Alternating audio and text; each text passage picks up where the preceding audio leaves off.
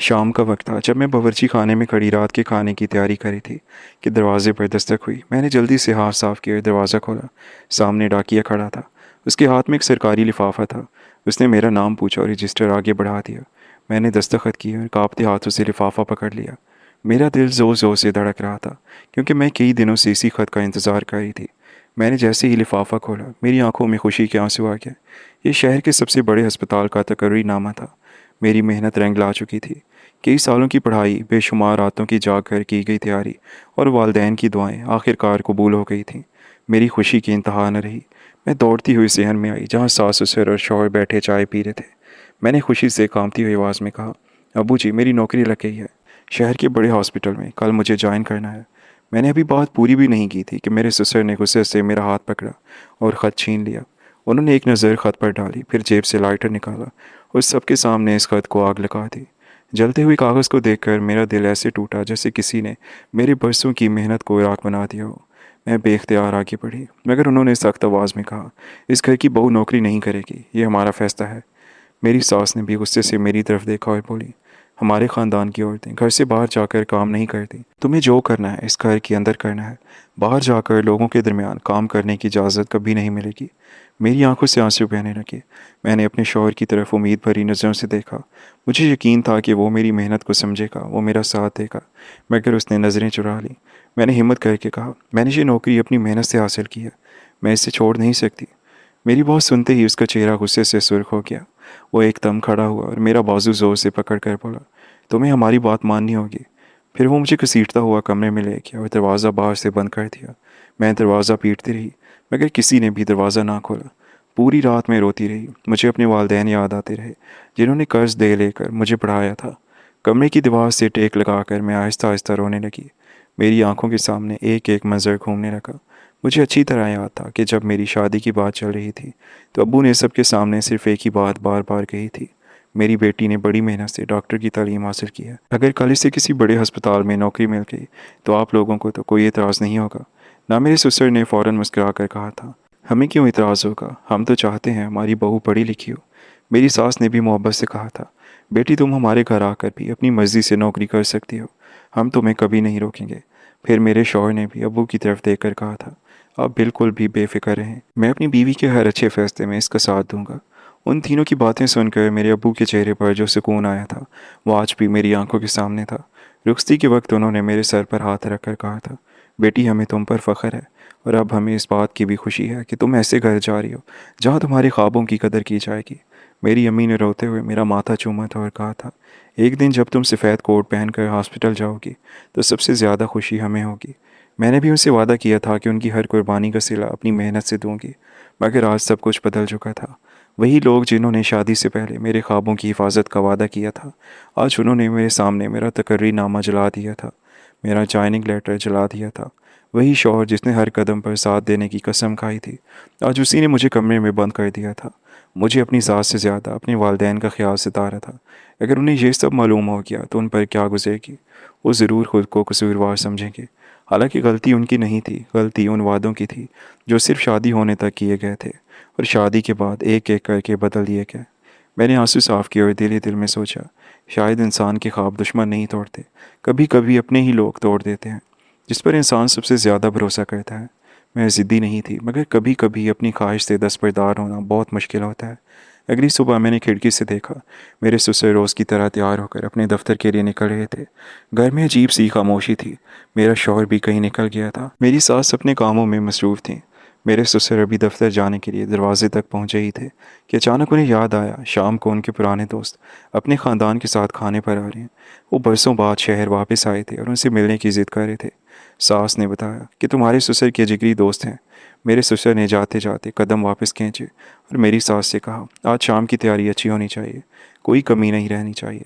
फिर वो चंद लम्हे खामोश रहे और बोले, पहले उस लड़की को कमरे से निकालो, वरना मेहमानों के सामने तमाशा बन जाएगा।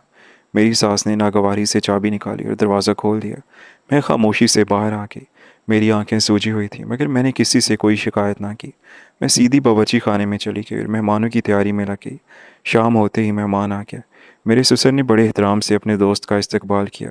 वो शहर के मशहूर सीनियर डॉक्टर थे, जिन्होंने अपनी पूरी ज़िंदगी सरकारी हस्पताल में खिदमत सर अंजाम दी थी। उनके साथ उनकी अहली और बेटा भी था। सब लोग ड्राइंग रूम में बैठकर बातें करने लगे, जबकि मैं चाय की ट्रे तैयार कर रही थी। मेरी सास ने हमेशा की तरह मुझे हिदायत दी कि चाय रखकर फ़ौरन वापस आ जाना, ज़्यादा देर वहाँ पर खड़ी मत रहना। मैं खामोशी से ट्रे उठाकर ड्राइंग रूम में गई। जैसे ही मैंने चाय मेज़ पर रखी, वो सीनियर डॉक्टर चंद लम्हों के लिए मुझे गौर से देखते रह गए, फिर अचानक अपनी जगह से खड़े हो गए। उनकी आंखों में हैरत साफ नज़र आ रही थी। उन्होंने बेख्तियार कहा, बेटा तुम यहाँ। मैं भी उन्हें देखकर चौंक गई। वो मेरे मेडिकल कॉलेज के प्रोफेसर थे, जिन्होंने आखिरी साल में मुझे पढ़ाया था। उनको इस तरह अचानक देखकर मुझे खुशगवार हैरत हुई। मैंने अदब से सलाम किया तो उन्होंने मुस्कुराते हुए जवाब दिया। फिर फ़ौरन मेरे ससुर की तरफ मुड़े और बोले, ये आपकी बहू है? मेरे ससुर ने फ़ख्र की बजाय मामूली से अंदाज में कहा, जी हमारी बहू है। अच्छा, सिर्फ बहू है या डॉक्टर बहू है? मेरे ख्याल में तो अब तक इनको डॉक्टर बन जाना चाहिए था। मेरे ससुर ने कहा, यार तुम्हें तो पता है हमारे ख़ानदान की औरतें नौकरी नहीं करती। ये सुनते ही डॉक्टर साहब के चेहरे का रंग बदल गया। वो चंद लम्हे खामोश रहे, फिर बोले, शायद आपको मालूम नहीं है कि आपकी बहू मेरे पूरे बैच की सबसे ज़हीन तालिबात में से एक थी। कई बार गोल्ड मेडल जीता। इसके रिसर्च प्रोजेक्ट को पूरे सूबे में सराहा गया था।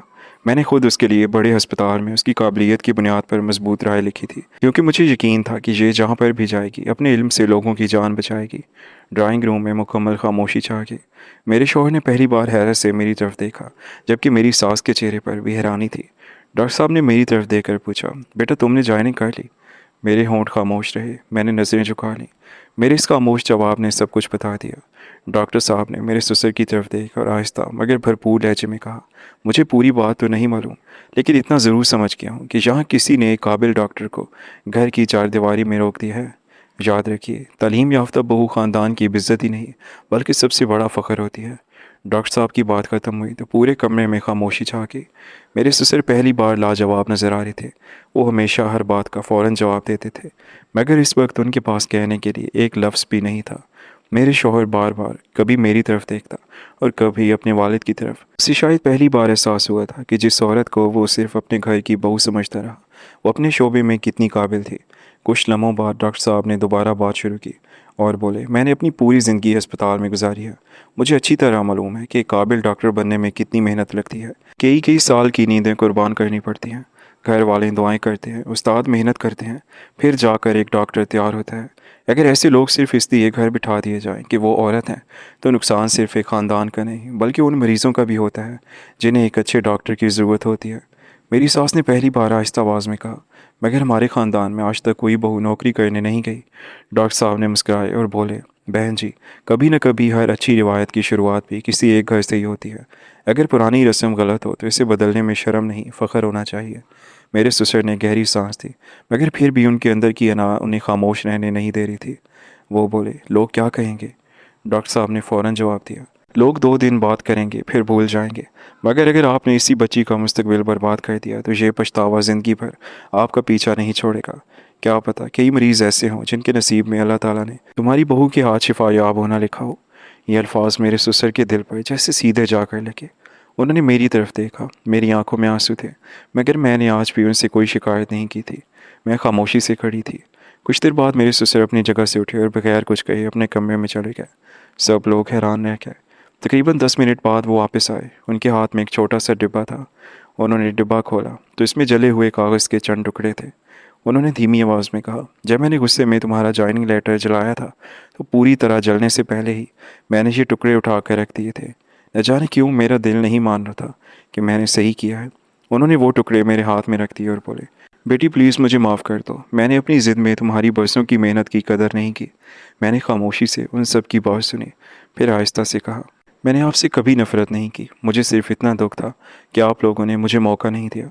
डॉक्टर साहब मुस्कुरा दिए और बोले, बेटी मेरा दोस्त दिल का बुरा नहीं है, बस ख़ानदानी रिवायत के आगे बेबस और मजबूर हो जाता है। मगर अब ये खुद नई रिवायत बनाएगा। अभी भी देर नहीं हुई, कल सुबह हॉस्पिटल जाओ।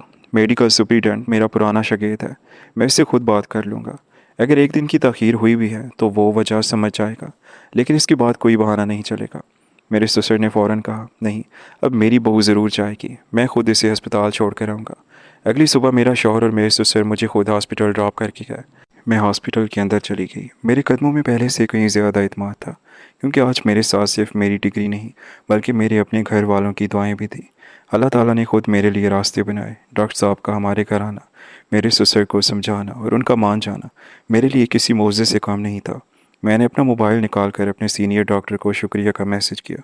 जब मेरे सास ससुर ने देखा कि ख़ानदान में सब ने उनकी बहुत तारीफ़ की, उनके इस इक़दाम को सराहा, तो उनका सर भी फ़ख्र से बुलंद हो गया और उनकी सोच बदल गई। उस दिन मुझे एक बात हमेशा के लिए समझ आ गई कि बाज़ औक़ात इंसान को अपने ख्वाबों तक पहुँचने के लिए दूसरों से नहीं बल्कि अपने ही घर की इस गलत सोच से लड़ना पड़ता है। लेकिन अगर सच्चाई, सब्र और किरदार साथ हों तो एक दिन वही लोग आपके सबसे बड़े सहारा बन जाते हैं। अगर आपको कहानी अच्छी लगी हो तो वीडियो को लाइक और चैनल को सब्सक्राइब कर दें। और आपकी स्टोरी के बारे में क्या राय है, अपनी राय का इज़हार कमेंट सेक्शन में लाजमी करें। अल्लाह हाफ़िज़।